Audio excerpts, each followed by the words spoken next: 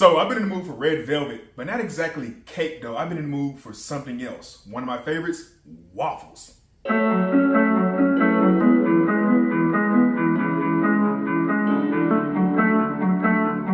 That's right, today we are making red velvet waffles. That's right, red velvet waffles. With a cookies and cream cheese glaze that's gonna go on top of it.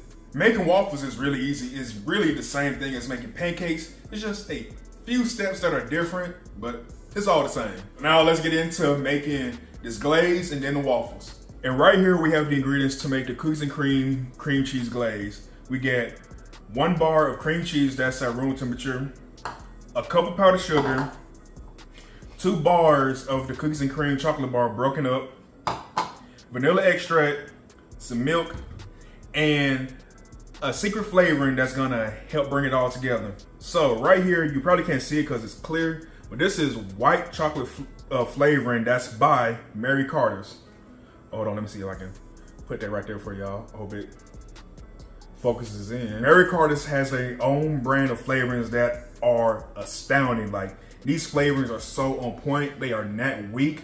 They don't become diluted. They pack a punch. We are first gonna start off making the glaze by melting down the chocolate bar. And so we're gonna temper this inside the microwave at 15 to 30-second intervals. You know, don't just throw it in there and just put it on full heat blast for like a minute. You're gonna scorch the chocolate, but temper it in small bursts. All right, so the 2 bars are all tempered down. Now you probably don't gotta use 2 bars like what I did. You could probably just use 1 bar. I did 2 bars just to be safe, to make sure that I had enough. I probably only need about half of this. Using our powder attachment, we're gonna put in the cream cheese, some of the chocolate with the cream cheese, and we're gonna cream this all together. And now we mix.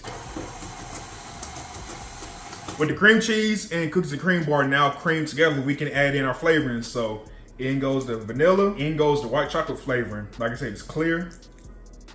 So that's in. And I can smell the white chocolate flavoring. Ooh, it's potent, but it's good.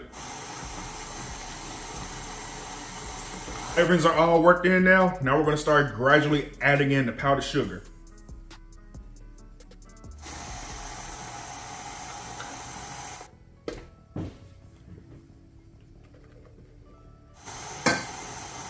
Now it's supposed to be a 1/4 cup of milk, but of course, you can eyeball it until you get the consistency that you want.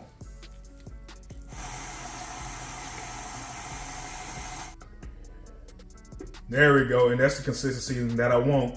You don't want it too thin, but you still want it to be thick some too. Now let's start making the waffle. And I got my ingredients to make the waffle all right here, the dries and then the wets. So in the dry, we get 2 cups flour, and we're gonna sift this in. 2 tablespoons cocoa powder, sugar, cause you want the waffle to be a little bit sweet. Some salt, cause salt does go together. This is baking soda and baking powder. Now we're just gonna sift this all together. And if you have to get it even more incorporated together after sifting it, use a whisk and blend it together even more. Now for the wet ingredients, we got the buttermilk, which is 1 3/4 cups buttermilk. Melted butter that's cooled down, not hot, but cooled down because you don't want the eggs to cook. Vanilla, 2 eggs, and red food coloring. I like to use gel paste. Now, squirt that in.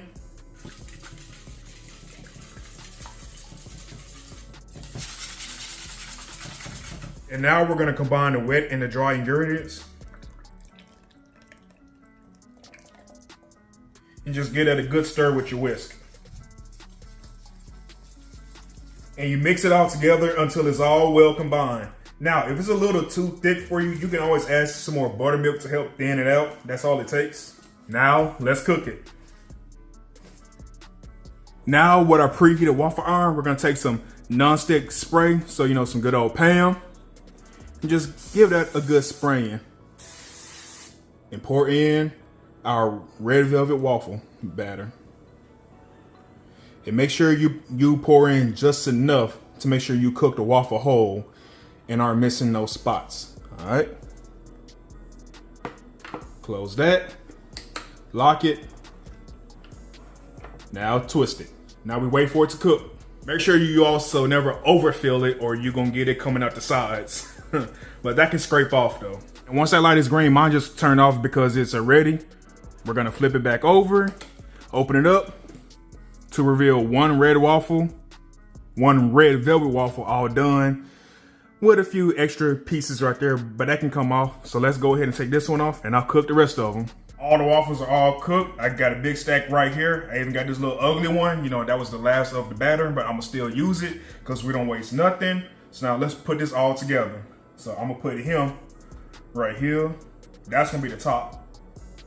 Put him right here. Take some of the glaze. And we're just gonna go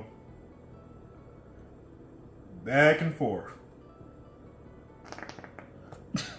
Why I started doing that?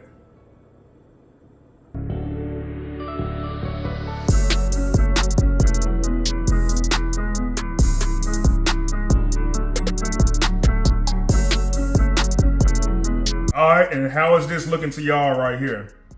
I'll be honest, it looks good. The berries give it a nice pop of color. I'm still trying to think, should I glaze these real quick? You know what? I think I will. Yes.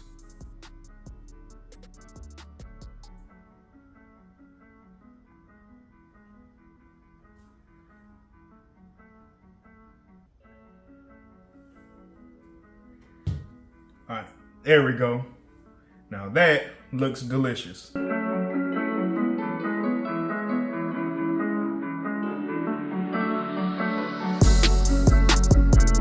And all right, everyone, here goes the finished product. Everything all together.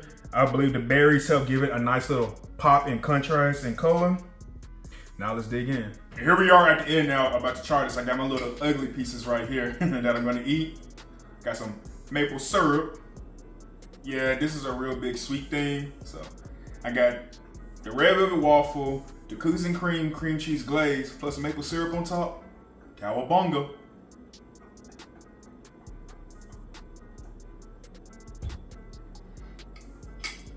Now let's try this.